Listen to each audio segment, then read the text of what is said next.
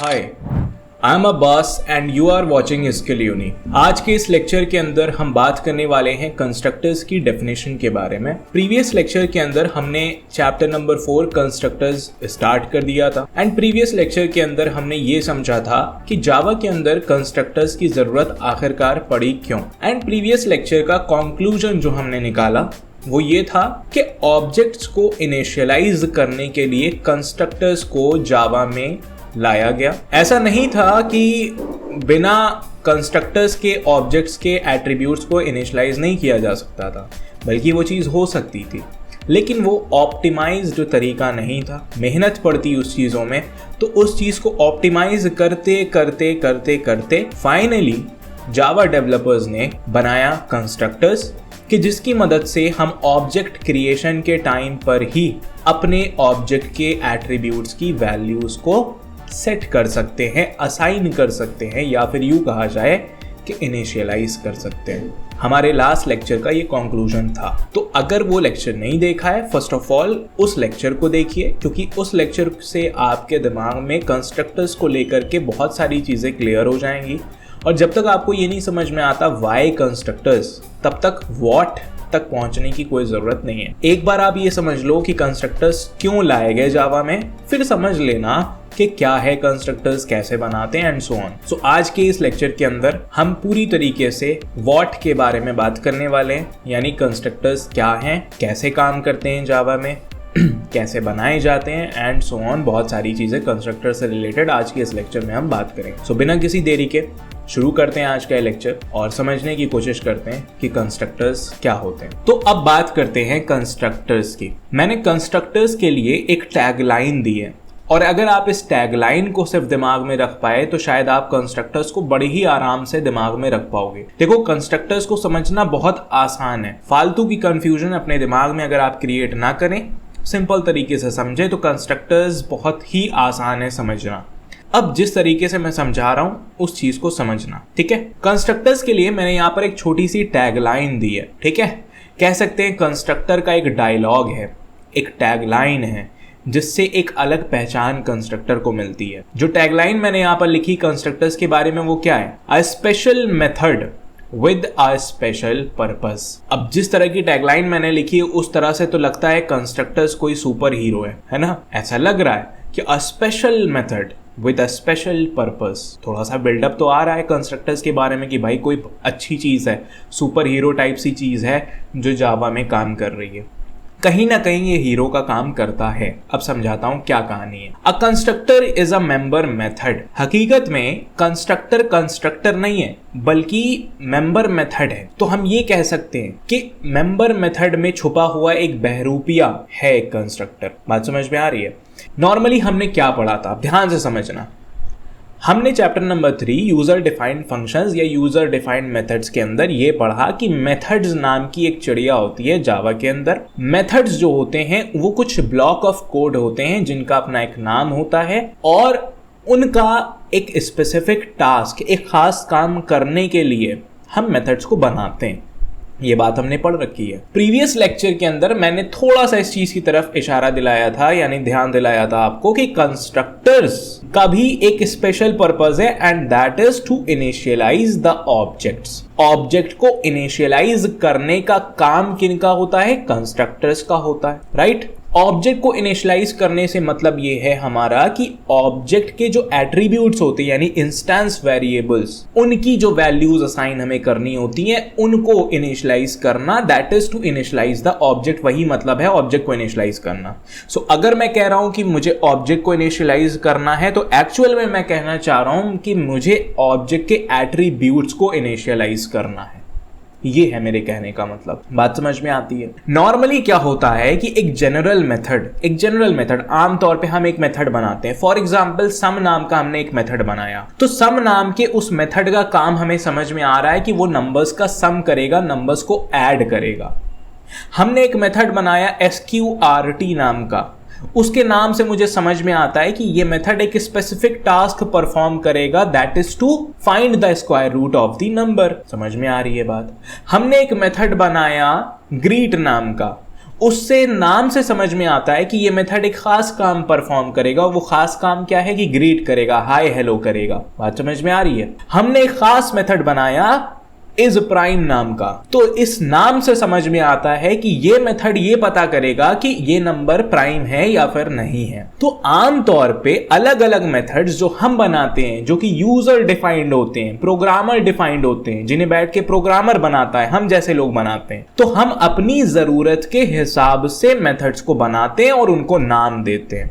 लेकिन कंस्ट्रक्टर्स जो है, एक ऐसा काम था ऑब्जेक्ट्स के साथ कि जो करना हर बार जरूरी था। मतलब हर बार जब एक नया ऑब्जेक्ट क्रिएट किया जाए तो एक ऐसा काम था जो करना जरूरी था। वो क्या था कि अगर मैं अपने स्कूल के अंदर, सपोज करिए कि मैं कोई स्कूल चलाता हूं और उस स्कूल के अंदर मैं किसी नए स्टूडेंट का एडमिशन करवाना चाहता हूं, यानी कोई नया स्टूडेंट मेरे स्कूल के अंदर एडमिशन लेना चाहता है, तो उसके लिए मैं क्या करूंगा? सोच के देखो। एक तरह से मेरे स्कूल के अंदर मेरे स्कूल के स्टूडेंट का एक नया ऑब्जेक्ट क्रिएट होगा जब कोई नया बच्चा मेरे स्कूल में एडमिशन लेगा। सही बोला कि नहीं बोला भाई? अगर कोई नया बच्चा मेरे स्कूल में एडमिशन लेने आता है तो क्या मैं ये कह सकता हूं मेरे स्कूल का नंबर ऑफ स्टूडेंट वो +1 हो जाएगा? तो मैं ये भी कह सकता हूं कि मेरे स्कूल में जो स्टूडेंट के ऑब्जेक्ट्स हैं वो 1 बढ़ जाएगा। मैं ये भी कह सकता हूं कि मुझे एक नया स्टूडेंट ऑब्जेक्ट बनाना पड़ेगा। अच्छा ठीक है, तो स्टूडेंट ऑब्जेक्ट बनाने के लिए, एक बच्चे का एडमिशन कराने के लिए अपने स्कूल में मुझे बहुत सारी चीज़ों को पता करना पड़ेगा कि चलो मैं एक नया स्टूडेंट अपने स्कूल में एडमिट करता हूं, मैं एक नया स्टूडेंट का ऑब्जेक्ट अपने स्कूल के लिए बनवाता हूं, लेकिन मुझे इस नए स्टूडेंट की कुछ डिटेल्स भी तो चाहिए ना। तो जिस वक्त मैं उस नए स्टूडेंट को अपने स्कूल में एडमिट कर रहा हूं, उसी वक्त मैं उसकी सारी डिटेल्स को भी फिल करूंगा। ऐसा थोड़ी ना होगा कि हाँ ठीक है आ जाओ, तुम जा करके क्लासेस अटेंड करो, मैं बाद में देखता हूं तुम्हें। करते होंगे कुछ स्कूल्स ऐसा, लेकिन नॉर्मली एक स्कूल में ऐसा कोई प्रोसीजर होता नहीं है। पहले उसकी सारी डिटेल्स ली जाती हैं, एक तरह से उस बच्चे को एक स्कूल का स्टूडेंट बनाया जाता है कि हाँ अब तुम्हारा स्कूल ये है, तुम्हारा क्लास ये है, तुम्हारा हाउस ये है, तुम्हारे बुक्स जो हैं वो ये चलाई जाएंगी, तुम्हारा रोल नंबर ये होगा, तुम्हारा एडमिशन नंबर ये होगा। बहुत सारी चीज़ें डिसाइड करी जाती हैं उसी वक्त जब बच्चे को स्कूल में एडमिट किया जाता है। ठीक उसी तरह से जब ऑब्जेक्ट ओरिएंटेड प्रोग्रामिंग में हम किसी क्लास का एक ऑब्जेक्ट बनाते हैं तो जरूरी है कि जिस वक्त आपने ऑब्जेक्ट बनाया है एट दैट टाइम उसी वक्त आप उसके एट्रीब्यूट्स को यानी इंस्टेंस वेरिएबल्स को इनिशियलाइज करो विद सम वैल्यू, किसी वैल्यू के साथ।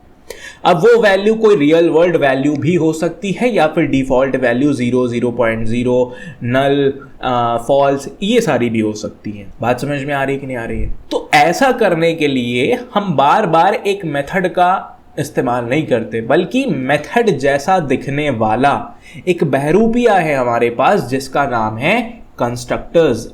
एक हीरो है मेथड की दुनिया का, एक हीरो है कंस्ट्रक्टर्स। इसकी एक अलग पहचान है, इसका एक अलग नाम है, इसका एक अलग रुतबा है किसी क्लास के अंदर। इसको नॉर्मल मेथड से बिल्कुल कंपेयर मत करना। It is a special method with a special purpose. एक खास मेथड होता है जिसका एक खास काम होता है और इसको कॉल करने का स्टाइल भी कुछ खास है। आमतौर पे जो मेथड्स होते हैं उन्हें कॉल करने के लिए हम सबसे पहले मेथड का नाम लिखते हैं, फिर पैरेंथेसिस के अंदर जो पैरामीटर्स की वैल्यूज होती हैं वो पास करते हैं और पैरेंथेसिस क्लोज करते हैं और इस तरीके से हम किसी मेथड को कॉल लगाते हैं। लेकिन कंस्ट्रक्टर क्योंकि भाई स्पेशल मेथड है तो इसको कॉल लगाने का तरीका भी स्पेशल होना चाहिए, उसके बारे में हम बात करेंगे। बट अब हम समझने की कोशिश करते हैं कि कंस्ट्रक्टर है क्या। So a constructor is a member method of a class. Constructor एक क्लास का मेंबर मेथड है। हमेशा इस चीज को दिमाग में रखना, कंस्ट्रक्टर को कंस्ट्रक्टर की तरह मत देखना, कंस्ट्रक्टर को एक मेथड की तरह ही देखना, तो चीजें आसान होंगी तुम्हारे लिए। क्यों आसान होंगी? क्योंकि तुम्हें यूजर डिफाइंड फंक्शंस यानी मेथड्स का पूरा फंडा क्लियर है, और जिसको मेथड का फंडा क्लियर है उसको कंस्ट्रक्टर का फंडा तभी क्लियर हो पाएगा आसानी से अगर वो कंस्ट्रक्टर को एक स्पेशल मेथड की तरह देखे। ना कि कंस्ट्रक्टर की नजर से देखे। बात समझ में आ रही है? तो कंस्ट्रक्टर किसी भी क्लास के अंदर मौजूद एक मेंबर मेथड ही होता है, एक मेथड की ही तरह, लेकिन इसका काम क्या है? That is called for initialising when an object is created of that class. होता क्या है कि किसी भी क्लास को जब हम बनाते हैं तो उस क्लास को बनाते वक्त हम कुछ अपने एट्रीब्यूट्स रखते हैं। जैसे कि अगर हम इस एग्जांपल में देखें तो हमने एक पब्लिक क्लास बनाई है रेक्टेंगल नाम की, और इस रेक्टेंगल क्लास में दो एट्रीब्यूट्स पाए जाते हैं, लेंथ और ब्रेथ। ठीक है, समझ गए? तो जब हमने एक क्लास बनाई, उसमें कुछ एट्रीब्यूट्स रखे, तो ऑफ कोर्स बाद में चल के इसके कुछ ऑब्जेक्ट्स भी क्रिएट करे जाएंगे, ऑफ कोर्स किए जाएंगे।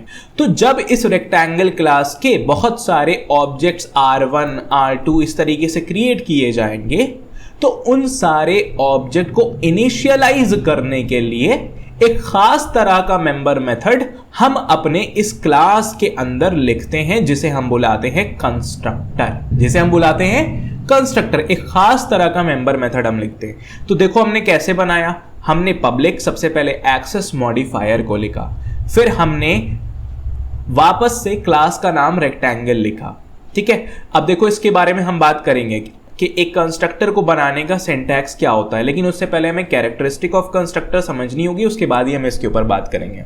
फिलहाल के लिए ये समझो कि यहां पर एक स्पेशल मेथड बना हुआ है जो कि एक कंस्ट्रक्टर है। ठीक, अगर आप इस कंस्ट्रक्टर के बॉडी को देखो, यानी अंदर इसके क्या हो रहा है, तो इस कंस्ट्रक्टर के अंदर लेंथ वाले वेरिएबल को 0 से इनिशियलाइज किया जा रहा है एंड ब्रेथ वाले वेरिएबल को 0 से इनिशियलाइज किया जा रहा है। तो मैं ये कह सकता हूं कि जब भी इस रेक्टेंगल का एक नया ऑब्जेक्ट बनेगा, फॉर एग्जांपल मैंने लिखा rectangle R1 is equal to new, और फिर मैं लिखूंगा रेक्टेंगल और पैरेंथेसिस ओपन एंड क्लोज, तो इस न्यू रेक्टेंगल की वजह से एक नया ऑब्जेक्ट बनेगा रेक्टेंगल क्लास का, और ये वाला कंस्ट्रक्टर कॉल हो जाएगा। और जब ये कंस्ट्रक्टर कॉल होगा तो वो लेंथ वाले वेरिएबल की वैल्यू 0 और ब्रेथ वाले वेरिएबल की वैल्यू 0 सेट करेगा for every newly created object. हर नए क्रिएट किए गए ऑब्जेक्ट के लिए वो लेंथ की वैल्यू 0 और ब्रेथ की वैल्यू 0 सेट कर देगा। और इस तरीके से हमारा ये रेक्टेंगल वाला कंस्ट्रक्टर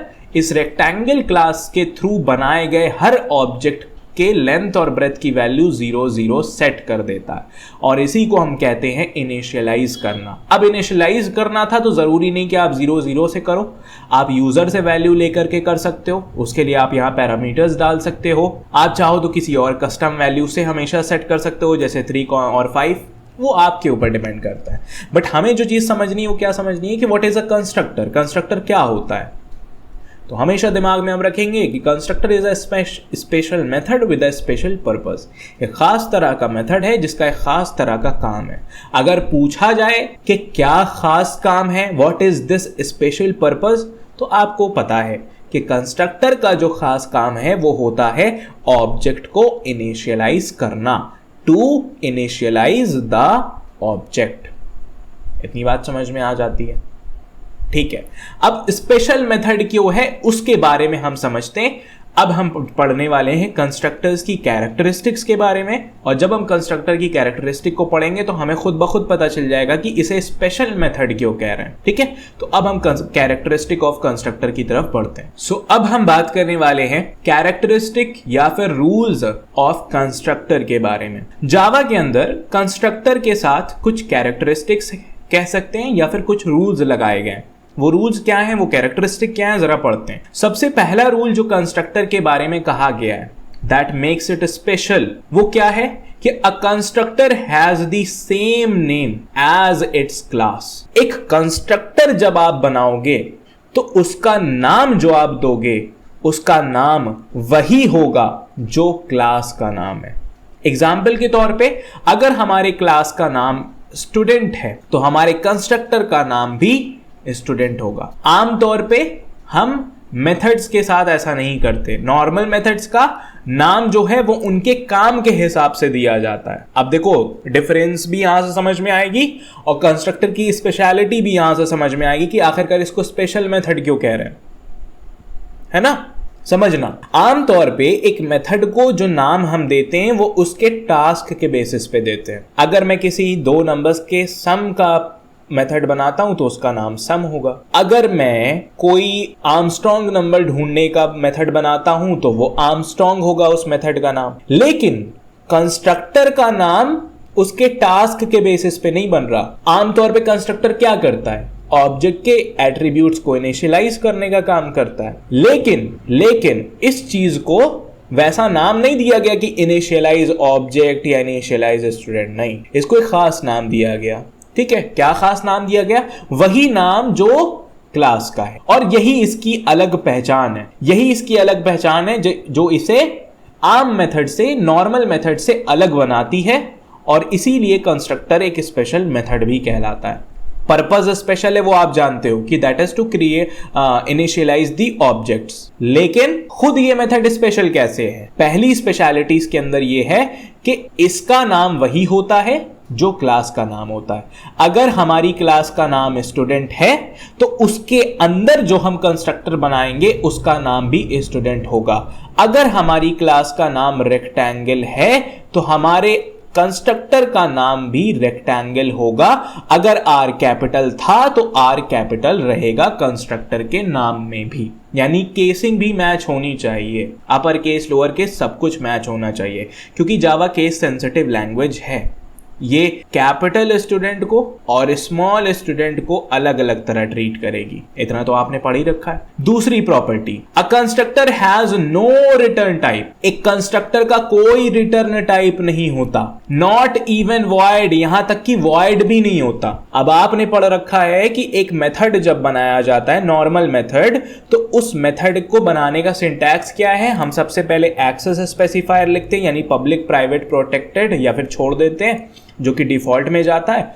और फिर आता हमारा मॉडिफायर, जिसमें हम यूजुअली स्टैटिक या फाइनल यूज कर रहे थे। अभी तक स्टैटिक ही हमने यूज किया, फाइनल तो नहीं यूज किया। उसके बाद आता है रिटर्न टाइप, यानी वो मेथड किस तरह की वैल्यू हमें रिटर्न करने वाला है बाहर, वो लिखते थे। और अगर हमारा मेथड किसी तरह की वैल्यू को रिटर्न नहीं करता है तो हम वॉइड भी लिखते थे, यानी ऐसा नहीं कि उसे छोड़ देना है, हम वॉइड लिखते थे तब। लेकिन कंस्ट्रक्टर की स्पेशलिटी ये है कि हमें वॉइड भी नहीं लिखना है, बल्कि हमें रिटर्न टाइप लिखना ही नहीं है। और एक कंस्ट्रक्टर कोई वैल्यू रिटर्न नहीं करेगा, ये भी बात तय है पहले से। अंदर से जो हमने रिटर्न स्टेटमेंट पढ़ी थी यूजर डिफाइंड मेथड के अंदर, वो किसी कंस्ट्रक्टर के अंदर इस्तेमाल नहीं करी जा सकती। और साथ ही साथ यहां क्या कह रहा है कि constructor has no return type, not even void. इसीलिए अब अगर हम ऊपर वाले एग्जांपल को देखें तो यहां पर एक्सेस स्पेसिफायर के बाद वॉइड नहीं लिखा गया। क्यों नहीं लिखा गया? क्योंकि ये एक कंस्ट्रक्टर है और कंस्ट्रक्टर में रिटर्न टाइप नहीं लिखा जाता, यहां तक कि वॉइड भी नहीं लिखा जाता। और यही इसकी स्पेशलिटी है।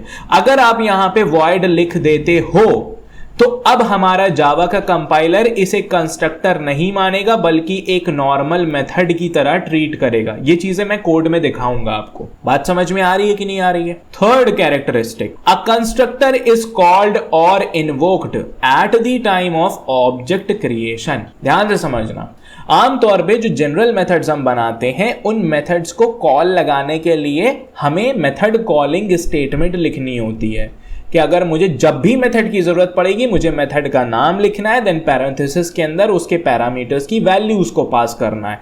यही तरीका होता है एक नॉर्मल मेथड को कॉल लगाने का। और इस तरीके से हम हजारों बार किसी जनरल मेथड को कॉल लगा सकते हैं। लेकिन कंस्ट्रक्टर के साथ एक खेल है। कंस्ट्रक्टर को आप तभी कॉल लगा पाओगे जब आप ऑब्जेक्ट क्रिएट कर रहे हो। क्यों? अब सोचने वाली बात है, लॉजिक क्या है इसके पीछे? आखिरकार हम कंस्ट्रक्टर को तभी क्यों कॉल लगा पा रहे हैं जब ऑब्जेक्ट क्रिएट करना है? सीधी सी बात है। मैंने क्या कहा? कंस्ट्रक्टर का पर्पस क्या है, काम क्या है कंस्ट्रक्टर का?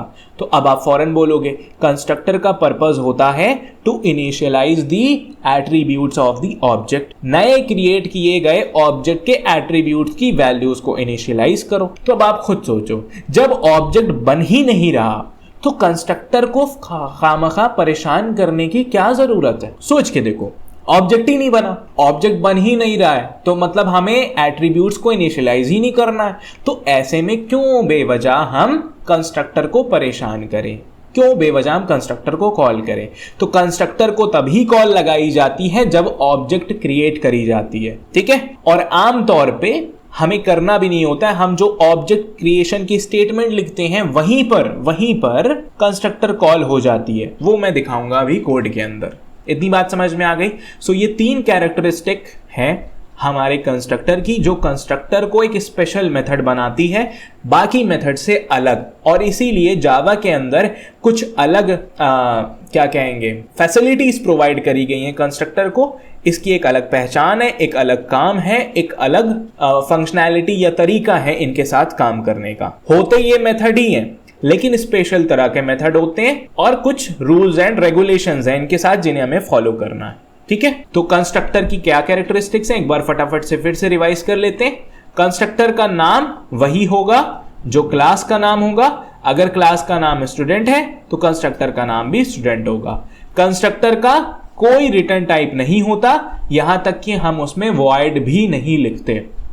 कंस्ट्रक्टर तभी कॉल किया जाता है जब ऑब्जेक्ट क्रिएट किया जाता है। अगर ऑब्जेक्ट क्रिएट नहीं कर रहे हैं तो कंस्ट्रक्टर कॉल नहीं होगा, अगर ऑब्जेक्ट क्रिएट कर रहे हैं तो कंस्ट्रक्टर कॉल हो जाएगा। इतनी बात समझ में आ गई। अब फटाफट से हम नीड ऑफ कंस्ट्रक्टर को भी एक लाइन के अंदर देख लेते हैं। तो अब डिस्कशन करते हैं हम लोग कि कंस्ट्रक्टर की नीड क्या थी या कंस्ट्रक्टर का यूज होता क्या है। अब जैसा कि मैंने बताया कि कंस्ट्रक्टर का अपना एक डायलॉग है, अपनी एक टैगलाइन है, a special method with a special purpose. तो वो पर्पस क्या है? पर्पस हमने पढ़ा कि constructor have one purpose in life. इनकी पूरी जिंदगी में इनका एक ही पर्पस है, इनको सिर्फ और सिर्फ एक काम के लिए क्रिएट किया गया, एक ही काम के लिए जावा में बनाया गया। वो क्या?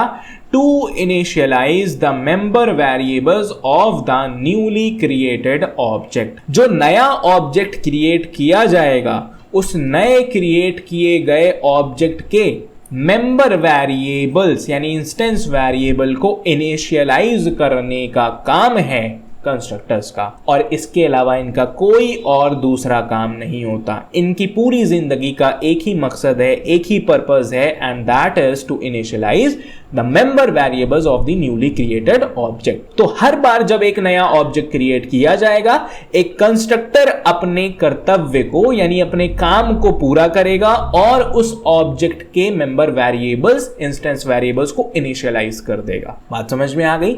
तो अब तक की डिस्कशन में हमने ये समझा कि एक कंस्ट्रक्टर एक स्पेशल मेथड होता है जिसका काम होता है ऑब्जेक्ट को इनिशियलाइज करना। ऑब्जेक्ट को इनिशियलाइज करने से मतलब ये है कि हम ऑब्जेक्ट के मेंबर वेरिएबल्स यानी इंस्टेंस वेरिएबल एट्रीब्यूट्स को इनिशियलाइज कर रहे हैं।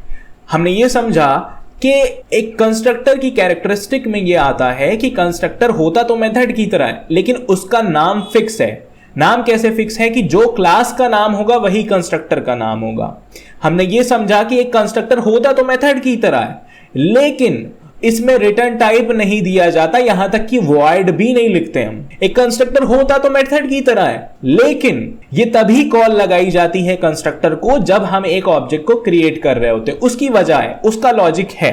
लॉजिक क्या है? कंस्ट्रक्टर को बनाया गया ऑब्जेक्ट को इनिशियलाइज करने के लिए, तो जब ऑब्जेक्ट बना ही नहीं रहे हो तो कंस्ट्रक्टर को कॉल क्यों लगानी? लॉजिक बनता है, आप सब एग्री करोगे इस बात से।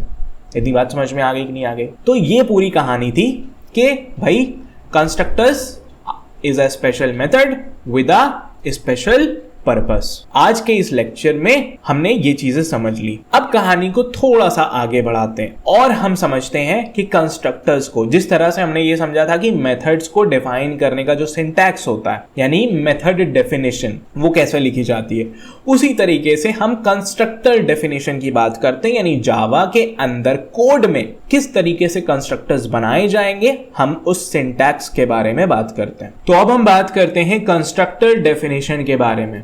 नहीं, ये वो वाली डेफिनेशन नहीं है कि कंस्ट्रक्टर की डेफिनेशन क्या होती है वो हम इंग्लिश लैंग्वेज में लिख रहे हो। नहीं, ये कंस्ट्रक्टर डेफिनेशन एक्चुअल में बताता है कि कोड में किस तरीके से कंस्ट्रक्टर को लिखना है, मतलब सिंटैक्स ऑफ कंस्ट्रक्टर, या फिर यूं कहा जाए हाउ टू डिफाइन कंस्ट्रक्टर्स इन जावा।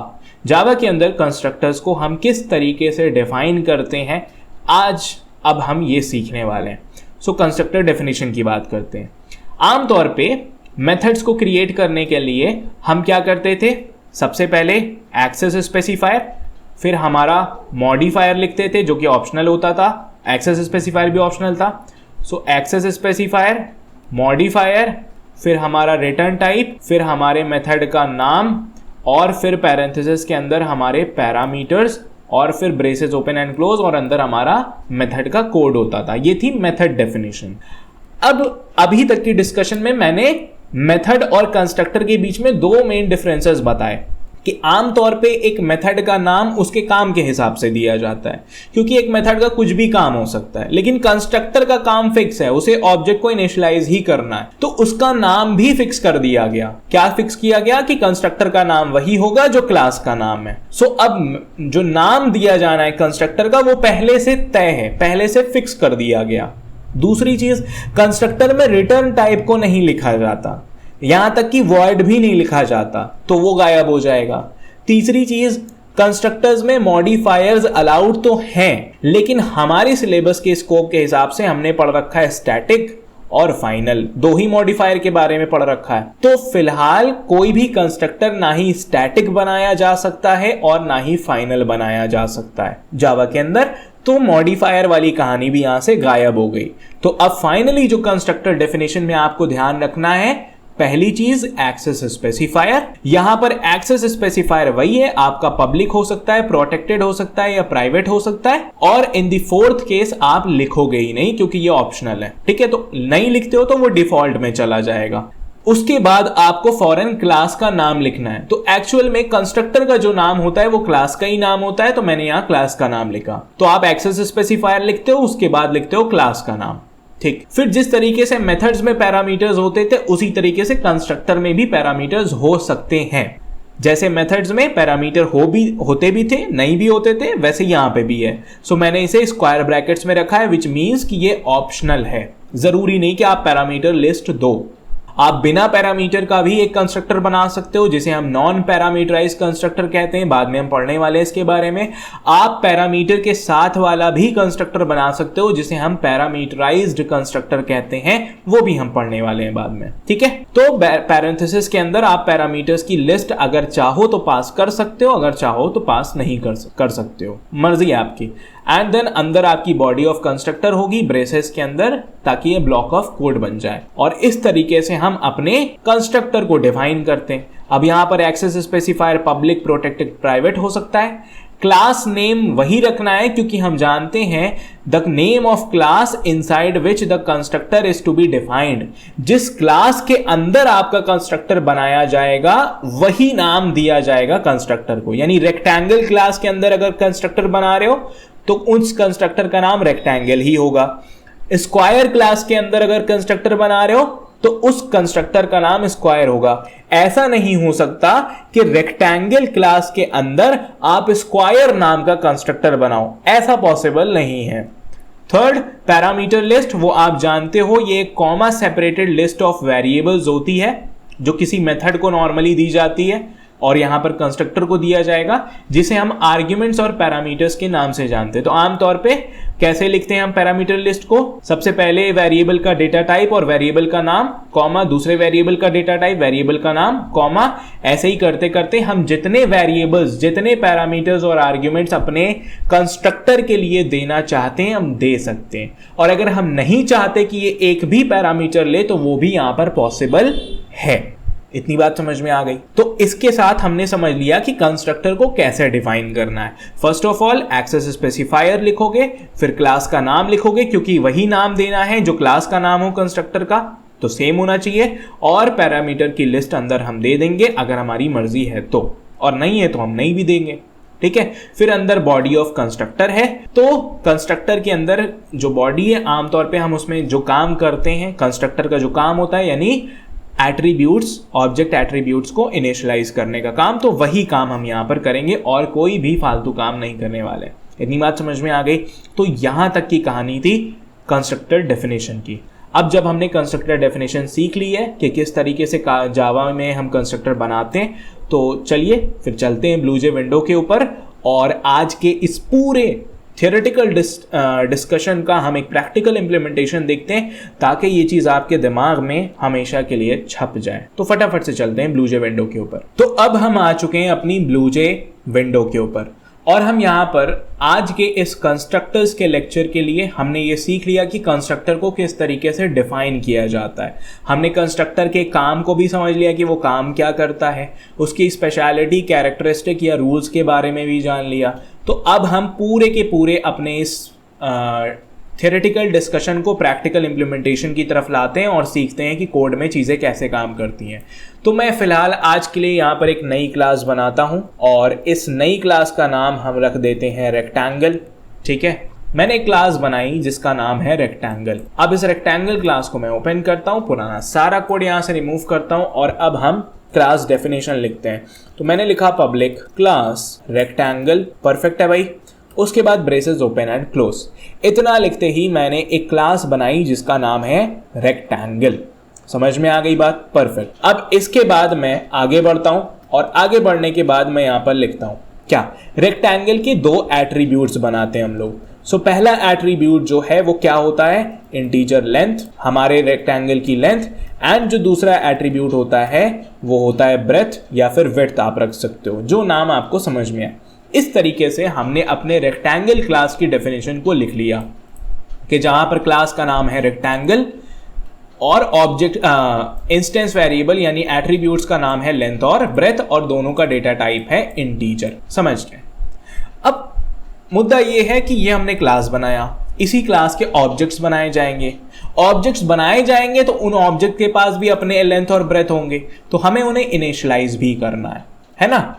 तो फिलहाल हमने सीख रखी कंस्ट्रक्टर डेफिनेशन यानी कंस्ट्रक्टर बनाते कैसे हैं। तो इनिशियलाइज करने के लिए हम जानते हैं एक चीज हमें जावा ने दी है, कंस्ट्रक्टर नाम की चीज, और उसका यही स्पेशल काम है कि उसको बस यही काम करना होता है।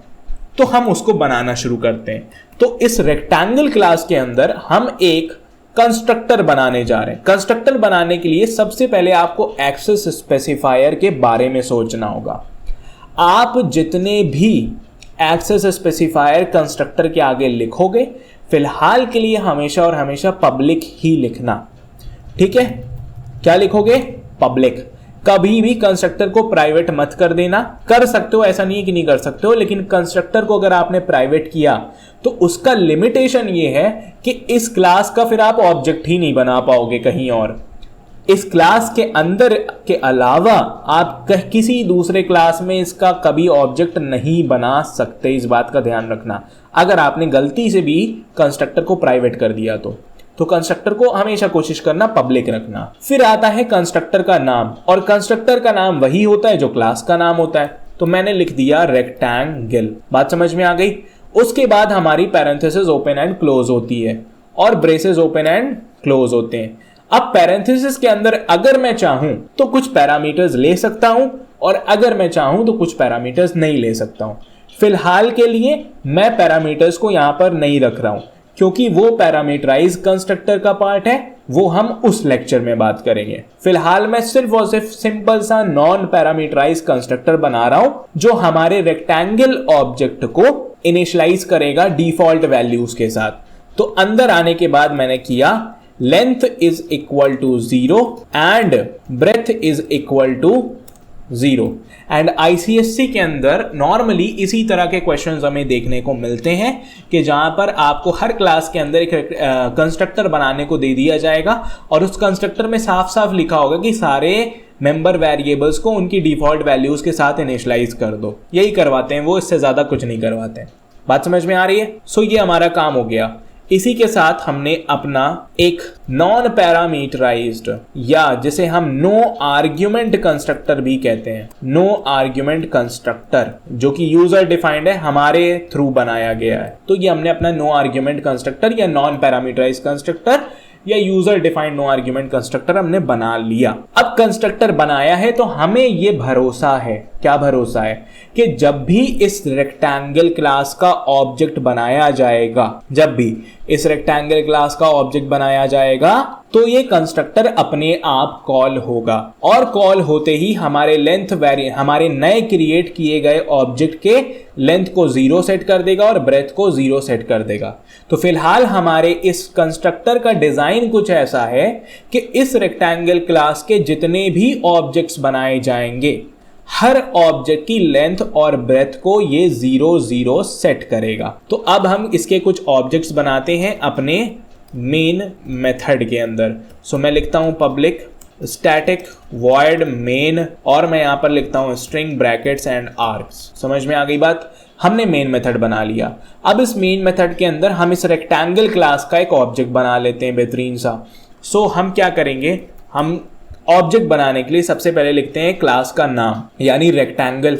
उसके बाद ऑब्जेक्ट का नाम सोचते हैं, let's say R1 is equal to, फिर न्यू ऑपरेटर लिखना होता है, और फिर से लिखते हो आप क्लास का नाम रेक्टेंगल, और उसके बाद पैरेंथेसिस ओपन एंड क्लोज करते हो एंड देन सेमीकोलन। अब यहां पे मजेदार चीज है, ध्यान से देखना।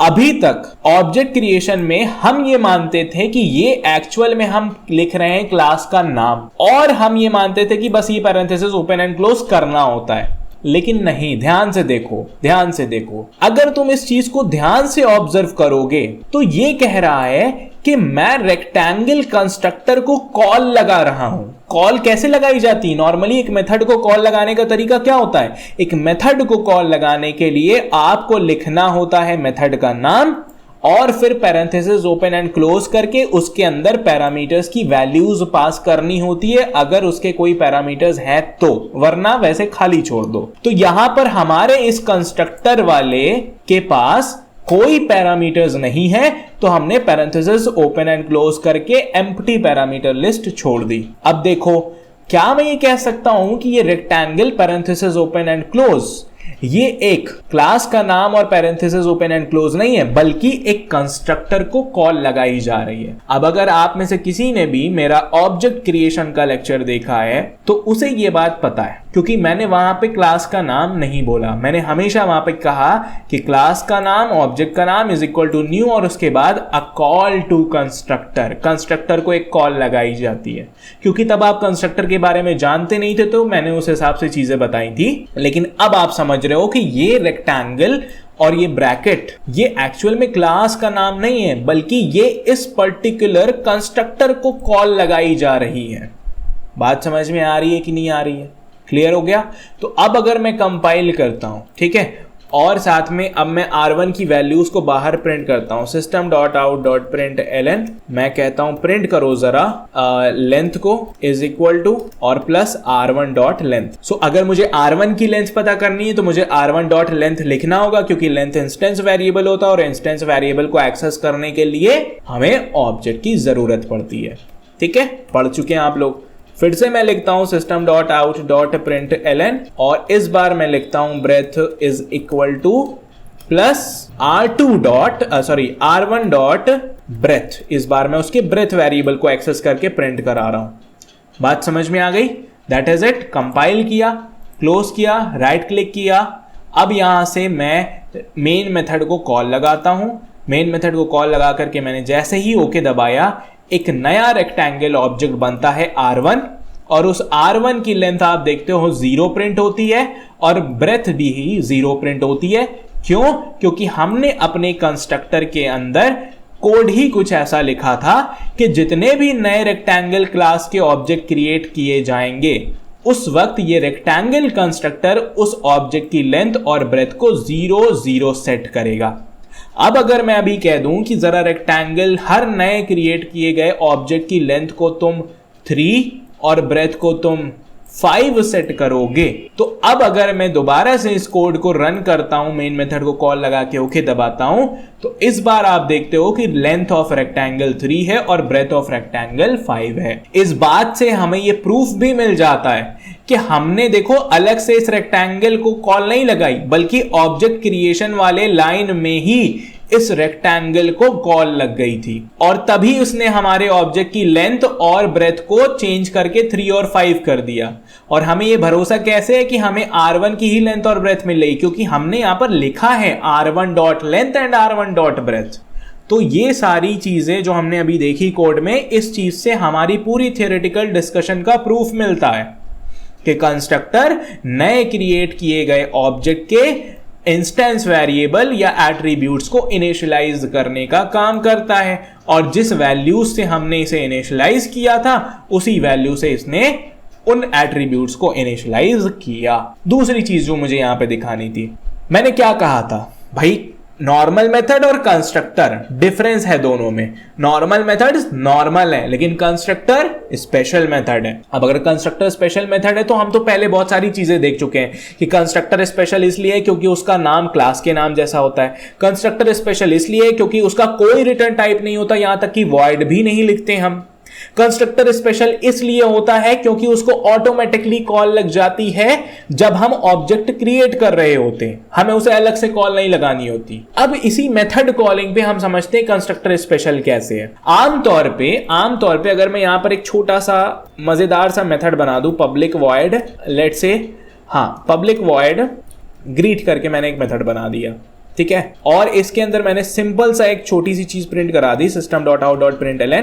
मैंने कहा हाय आई एम अ रेक्टेंगल, मैं एक रेक्टेंगल हूं, ठीक, दैट इज इट, इतना था।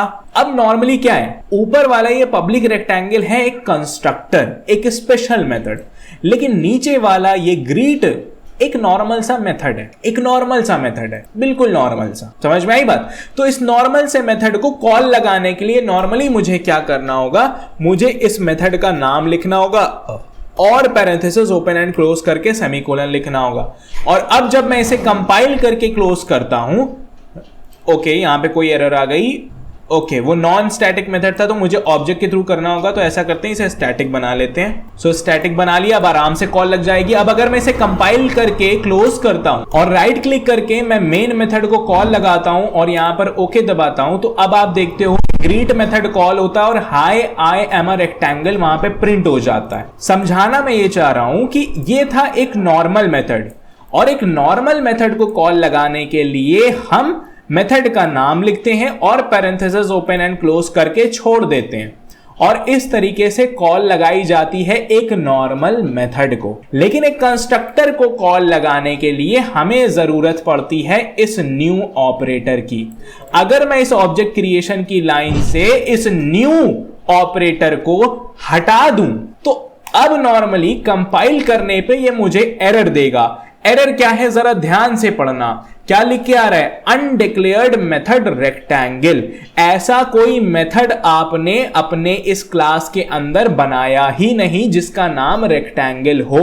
अब आप सोचोगे ये क्या कह रहा है, ये हमें तो यहां पर साफ साफ दिख रहा है एक ऐसा मेथड जो रेक्टेंगल है। तो मैं कहूंगा नहीं, ध्यान से देखो, ये मेथड नहीं है, ये रेक्टेंगल कंस्ट्रक्टर है। नॉर्मली समझने की कोशिश ये करो कि अगर मैं इस कंस्ट्रक्टर के आगे वॉइड या फिर कोई रिटर्न टाइप डाल देता हूं, कोई भी रिटर्न टाइप में डाल देता हूं, और तब मैं इसे देखता हूं, तब वो ये कंस्ट्रक्टर नहीं बल्कि एक मेथड होगा। समझ में आ रही बात? तो क्योंकि ये रेक्टेंगल एक कंस्ट्रक्टर था तो इसको हम नॉर्मली कॉल ही नहीं लगा पा रहे थे। जब हमने कॉल लगाई तो हमने लिखा सिर्फ रेक्टेंगल और bracket open and close, parenthesis open and close. हम तो यही सोच रहे थे अभी तक कि कंस्ट्रक्टर तो एक मेथड ही तो होता है, नॉर्मल मेथड की तरह कॉल लगा देते हैं, कॉल लग जाएगी। लेकिन कॉल नहीं लगी, क्योंकि कंस्ट्रक्टर को कॉल तभी किया जाता है जब ऑब्जेक्ट क्रिएट हो, और आप भी जानते हो ऑब्जेक्ट बिना न्यू ऑपरेटर के क्रिएट नहीं होता। तो ऑब्जेक्ट क्रिएट होना और कंस्ट्रक्टर का कॉल होना, ये दोनों साथ में होने वाले काम हैं। समझ में आ रही बात? तो मुझे यहां न्यू ऑपरेटर के साथ ही कंस्ट्रक्टर को कॉल लगाने का फीचर मिलता है जावा के अंदर, अदरवाइज मैं कंस्ट्रक्टर को कॉल नहीं लगा सकता विदाउट द न्यू ऑपरेटर। ये चीज मुझे यहां पर दिखानी थी। तो ये एक और चीज थी जो कंस्ट्रक्टर को स्पेशल बनाती है नॉर्मल मेथड से। बात समझ में आ गई? सो ये हमारे आज का डिस्कशन का पॉइंट था कि हमें कंस्ट्रक्टर्स के बारे में ऑलमोस्ट स्टार्टिंग टू एंडिंग सारी व्हाट वाली चीजें समझनी थी। व्हाट एंड हाउ हमारा हो चुका है। प्रीवियस लेक्चर के अंदर हमने ये समझा था कि कंस्ट्रक्टर की नीड क्या थी, यानी why constructors were needed in Java, constructors की जावा में क्या जरूरत पड़ गई थी, वो हमने प्रीवियस लेक्चर के अंदर समझा। आज के इस लेक्चर के अंदर समझा what is a constructor, how does a constructor become special, ठीक, and how constructors are defined in Java. Also हमने ये भी समझा कि कंस्ट्रक्टर को कॉल तभी लगती है जब ऑब्जेक्ट्स क्रिएट होते हैं, एंड अभी हमने समझा कि कंस्ट्रक्टर को कॉल लगाने के लिए ऑब्जेक्ट क्रिएशन वाली स्टेटमेंट जरूरी है, उसके बिना हम अलग से कॉल नहीं लगा सकते एक नॉर्मल मेथड की तरह. So that is it for today. I hope आपको सारी चीजें समझ में आई होंगी. अगर कोई भी कंफ्यूजन होती है, एक बार उस पार्ट ऑफ वीडियो को दोबारा से थोड़ा सा ध्यान से फोकस के साथ सुनना, मेरी वर्डिंग्स पे थोड़ा सा ध्यान देना, चीजें समझ में आ जाएंगी. So that is it for today. मिलते हैं नेक्स्ट लेक्चर के अंदर.